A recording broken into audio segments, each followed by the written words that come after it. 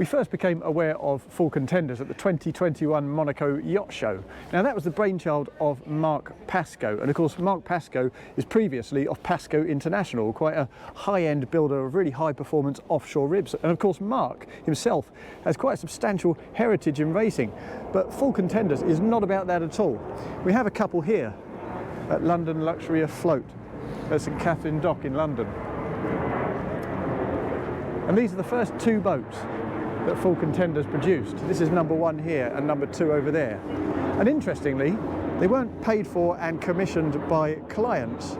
Despite Mark's really impressive standing in the marine industry, he really wanted to front up and really show the industry what he was capable of, particularly high value buyers of super yachts who are likely to be interested in these. He wanted to show them exactly what he could do. So he and his investors created this on spec, number one and number two. And as you would expect, they're full of interesting innovations and really engaging detail.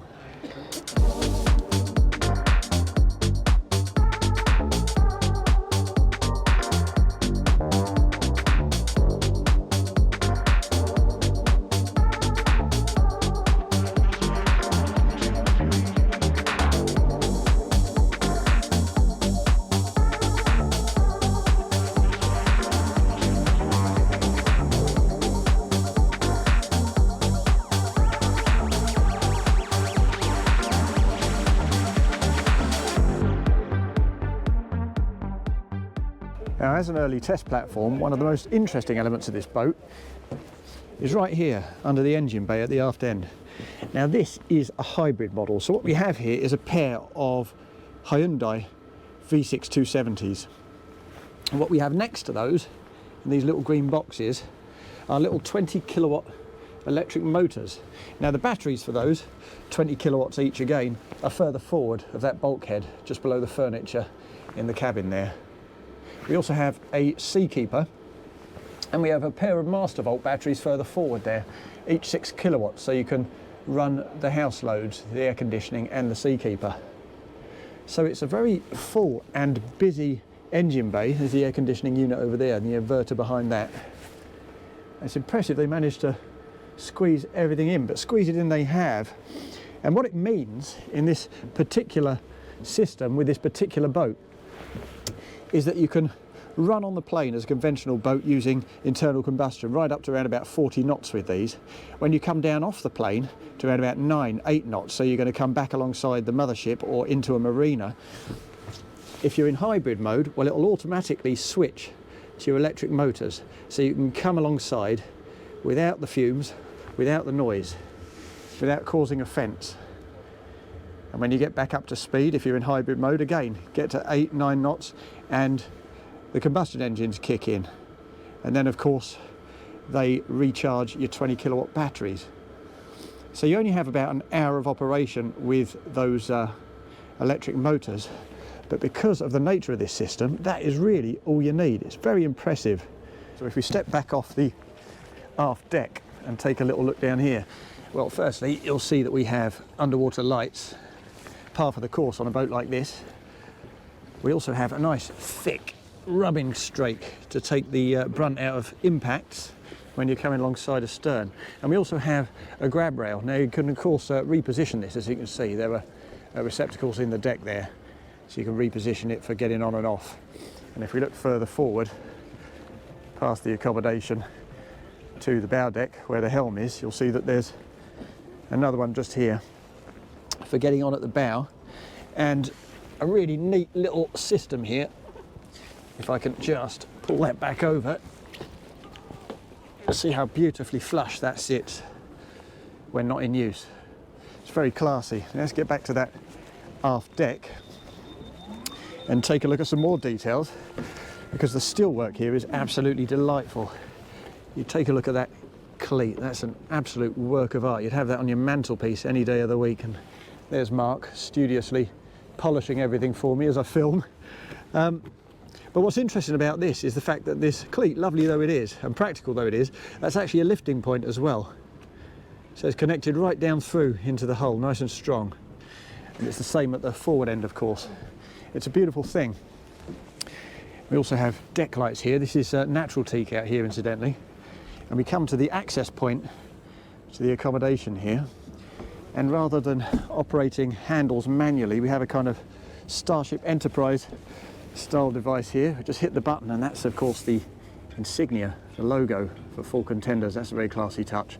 Hit that once and it swings straight open, look at that, with a very satisfying whir. And let's step down inside. I'll kick my shoes off, of course.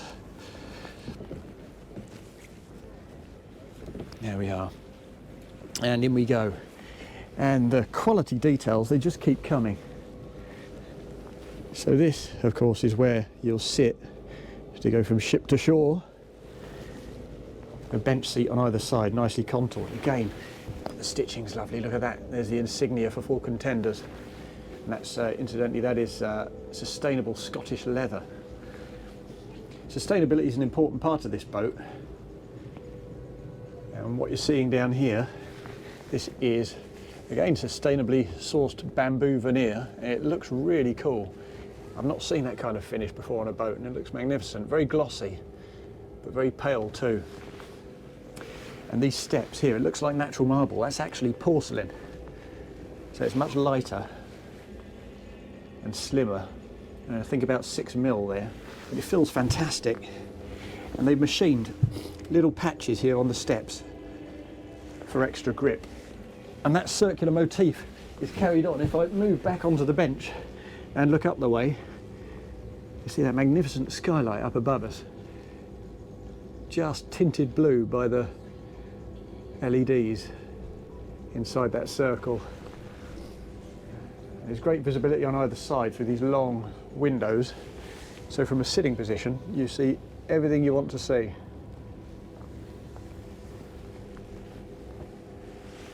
Now, if we move further aft to where we came in, you see on either side of these steps, the 20 kilowatt batteries to power those electric motors, they're positioned down in here, tucked away. And all the detailing here, this is all custom made, these lights, custom made in stainless steel. They're beautiful. Fabrics all round are lovely, actually. And you can actually stand up just about in here, which is by no means always the case with limousine tenders. But let's move forward again. Hit another of these buttons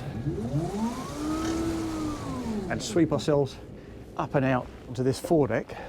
If we spin around, we'll keep that shut so it doesn't get rained on in there. Now, what we're greeted by first is a pair of benches big enough for 2 people on either side. Nice wraparound benches, very secure, very safe feeling. So if you're coming on board as a guest, you can just take a seat, and if you go offshore a little or it kicks up a bit, the weather, you can just step inside into the air-conditioned cocoon. If we look further forward, what we have, of course, are the 2 sets of boarding steps through those fold-down gunnels on either side, and the helm position itself in customary fashion, as you can see, right up at the bow of the boat. Now this is quite a high-tech looking space. This is quite a pleasing thing in its own right. It spins right round, so you can use it as a little pod to sit in the conventional fashion, but actually if you spin it back in, you can kind of step down and jam this bit between your knees and put your hands on the wheel, and that feels really quite comfortable in the standing position, so you can see up over that screen. When you sit down, your eye line is around about here, so you get good wind deflection from that screen instead. But it's a very modern feeling helm, this. And what do we have? We have our two MFDs there. As you can see, they're set up for diesel on one side and electric on the other, telling you exactly what your battery state is and what the state of fuel is. One for either side, of course. And over here, past the twin throttles, this is where you orchestrate that hybrid propulsion. So the top button here, it will switch automatically from electric to combustion when you get up onto the plane. Here we have the electric, all electric button, and here we have combustion if you just want to use those Hyundai diesels. But as I say, this was pretty much a test platform, a demonstration, a kind of mouthpiece for what it is that Falcon Tenders can do. So boat number 2 on the other side takes a very different approach. The guys are busily cleaning that up. But as you can see, it's fully open. It has lifting screens, one fore and one aft, just so you can cordon off the seating area down in here, make it feel a little bit more sheltered and a little bit more private. Got a nice pair of aft-facing sunbeds on that aft deck. And under here, you might just be able to see a pair of Yanmar stern drives hooked up to a pair of Yanmars, of course, beneath that engine bay. No electric propulsion there. So this costs about 1.4 million plus VAT. This costs about 1.8 million plus VAT. So of course the hybrid system does cost a bit of money, and it also adds a bit of weight, because of course you have the motors, you have the batteries, you still have to have the fuel tanks and the combustion engines. So it comes in at about 6.2 tons, I think it is, about a ton more than it would otherwise be. And it also adds a good few pennies to the purchase price. That said, even though it's a weightier boat, it will still achieve around about 40 knots. And boat number 2, the MR1 next to us, even though that sports a pair of 250s, that will hit around about 45 knots. And no Mark Pasco, the hulls are designed to perform a little bit too. A perfectly sensible question would be, well, this is all good, but why are we looking at this boat at all? I mean, after all, if you don't own a super yacht, you're hardly likely to pick this as a standalone family plaything. And that's perfectly justified. But, as I say, Mark and his team, they generated this boat, they created this boat and the boat next door as illustrations of what they can produce. They're a custom builder, very specifically a custom builder. So right down to the naval architecture, if you go to them and tell them what it is you need, they will be able to generate it. Mark's keen to express to people after his years with Pasco International that with Falcon Tenders, they have a small team with both the skill set and the appetite to produce really special things. And having seen these two boats here, that's very easy to believe.